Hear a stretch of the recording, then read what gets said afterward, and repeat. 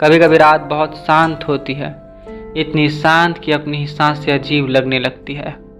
और उस सन्नाटे में एक सवाल गूंजता है, अगर जीवन का कोई उद्देश्य नहीं है तो फिर जीने का अर्थ क्या है?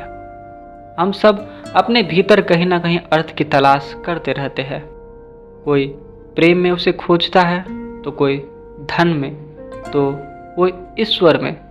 लेकिन जब जीवन बार बार यह दिखा देता है कि हर उपलब्धि अंततः शून्य में बदल जाती है, तो यह सवाल और भी गहरा हो जाता है कि क्यों जिए अगर अंत मृत्यु ही है तो?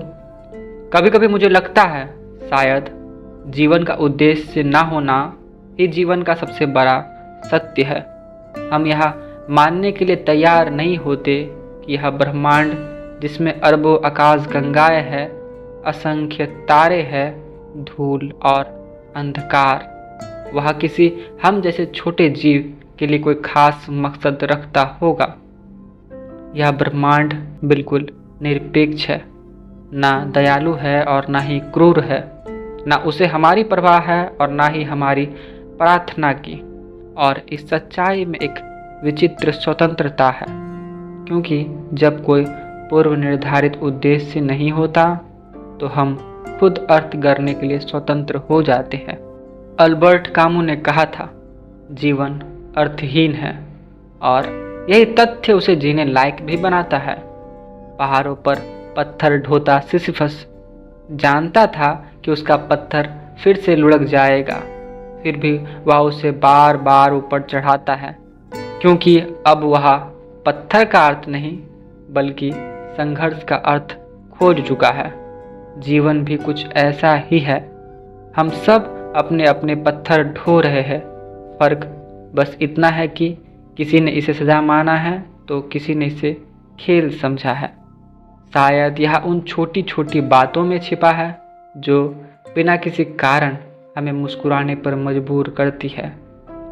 एक बच्चे की हंसी में, और बारिश की खुशबू में, या किसी अजनबी की आंखों में एक क्षणिक करुणा में। इन सब का कोई कॉस्मिक अर्थ नहीं है, पर इससे हम जीवित महसूस करते हैं, और शायद यही पर्याप्त है। मुझे अब यह महसूस होता है कि अर्थहीनता कोई श्राप नहीं है, यह तो एक आमंत्रण है अपना अर्थ खुद रचने का। अगर जीवन किसी दिव्य योजना से बंधा होता तो हम स्वतंत्र नहीं होते, हम बस किसी नाटक के पात्र ही तो होते।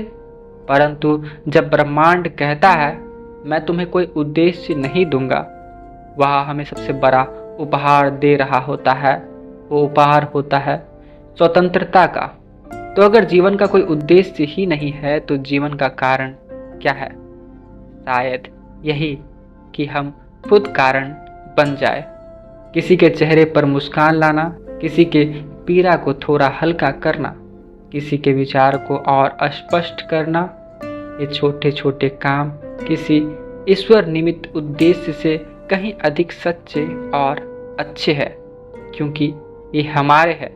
हम मनुष्य के जीवन शायद निरर्थक हो सकता है, लेकिन जीना एक कला है, और उस कला का अर्थ हर दिन कुछ नया सृजन करना है, कुछ प्रेम करना है, कुछ अर्थ गढ़ना है।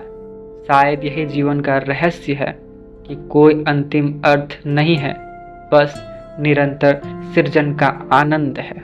और जब जीवन अर्थहीन लगे तो अर्थ मत ढूंढो, बस जियो, क्योंकि शायद जीवन का अर्थ जीना ही है। मेरा नाम आदर्श है और मेरे विचारों को सुनने के लिए धन्यवाद। मैं कल फिर आऊँगा एक नए विचार के साथ। तब तक के लिए बाय।